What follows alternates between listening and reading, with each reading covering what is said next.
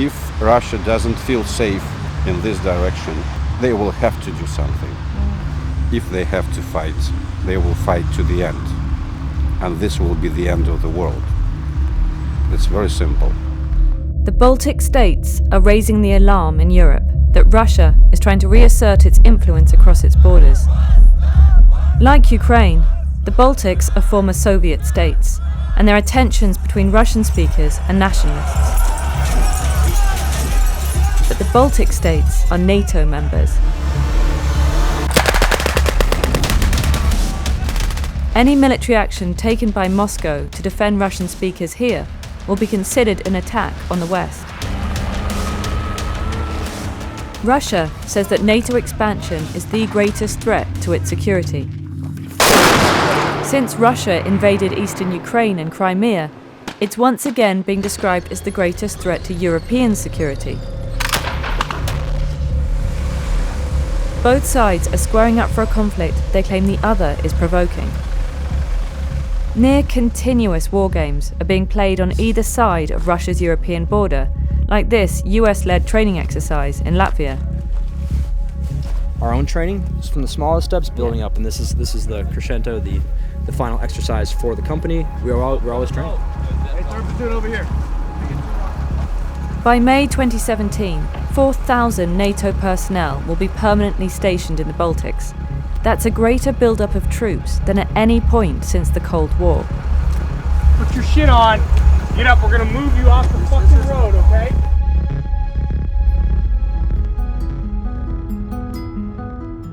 We went to a Latvian town close to the border with Russia to see if the Russian and Latvian speakers living here feel the tension that outsiders predict could kick off the next world war. Here in Rezekne, we're only about 60 kilometres from the Russian border. Moscow's only about 600 kilometres that way. We're at the very front line of Europe. Nice to meet you. Artūras Vilis is a police translator, but also volunteers as a Latvian language inspector or language policeman. Internal Security Bureau. Who are we listening to? Michael Bublé, no? Aha. Latvian only replaced Russian as the national language 30 years ago. So, what percentage of Rezekne speaks Russian? Half and half. Half Latvian nationals. So your job is to help people speak Latvian? To help Latvian language to be the only official language in Latvia, which should be preserved, because of course Russian is a huge country, and then of course they are trying to help their citizens abroad and help their language, but we as a small nation, we also have to put additional effort to fight for our language. The mayor of Rezekne, Alexander Bartazovich, is a member of the pro-Russian Harmony Party. He isn't worried about tensions between Russian and Latvian speakers here. His priority is the town's collapsed economy. There will be boat station and also wakeboarding. And also we have a big boat, can organize party on the lake. So like party boats? Yeah, party boats. He wants to build a spa hotel, which he hopes will draw 100,000 tourists here every year. So that's quite a big building project. Who will build it and who will fund it? For this construction, European structural funds could be 5 million euro.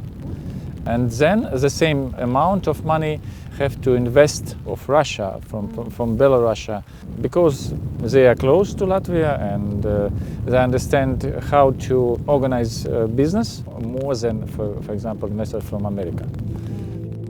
Alexander showed us around the abandoned complex of factories that had employed thousands of local workers when Latvia was part of the USSR, and Rezekne was a thriving industrial town. So we were speaking, like in Riga, to the Latvian Ministry of Defence, how they have this terrifying neighbour and there's a great need for the West to come and help defend Latvia. Do you feel that threat to security here? We didn't feel and don't feel at that moment any reasons for alert of some invasion. It's a negative signal for investors.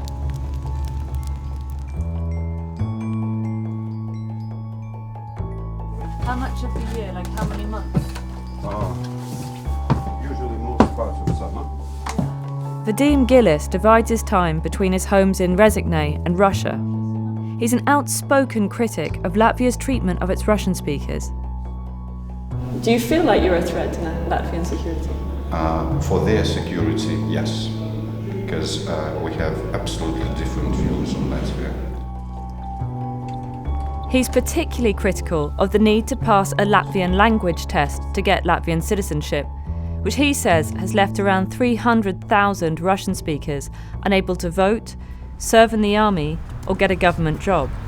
I told you already that I myself lost my job for the State Revenue Service in 2001 because I was not a citizen of Latvia. If Brussels says, okay guys, you have to tackle this problem somehow in Latvia, they would do something.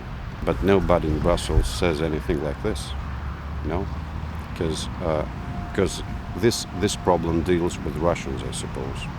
So you think it's a form of racism on the part of Europe? I think yes. It looks like that. Our tours took us out on one of his inspections of local businesses. I forgot to show you my ID as a language volunteer. As you can see, I have James Bond number. Oh yeah, you do. 007. Look at that. 007 language police. So we're going to try that hotel. Yes. Yeah. And see if they have everything in order with the booklets and other information.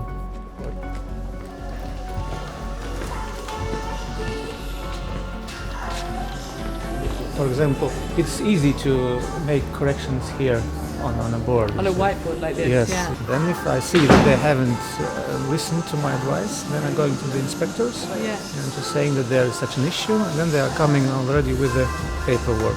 And maybe a fine. Not the first time. First time, we're not the institution whose the main goal is to put fines, and so everyone is afraid of us. We are trying to inform people that let's use a correct language. Do you ever worry that in your work as a language policeman, if you like, that it could get a negative reaction from, say, some Russian speakers or Russia itself? Our main goal is not to oppress Russians or Russian language. We are looking after the Latvian language. We want it to develop as a language clear from any influence of any other languages. In the first few weeks of 2017, 1,000 US troops arrived in Poland.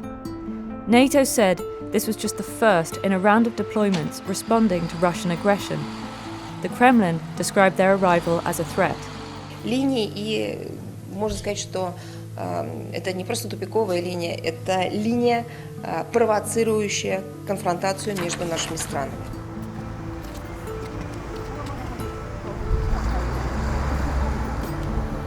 She's like a saint for Latvia. Yeah, looking towards Riga, not towards the Russia. You have people in London and military analysts elsewhere predicting World War III happening out of this very region. I mean, do you think a conflict like that is as likely as they're saying? Of course, their talk is making people more worried about their everyday life. But more worried people are more ready people for any changes. Do you think Latvia is ready?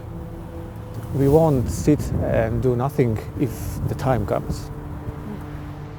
If we have too many NATO troops, too much NATO equipment, military equipment, something very dangerous may happen only because of one very small and simple mistake. If Russians start to fight, they never stop. I don't think you want to see them in Brussels.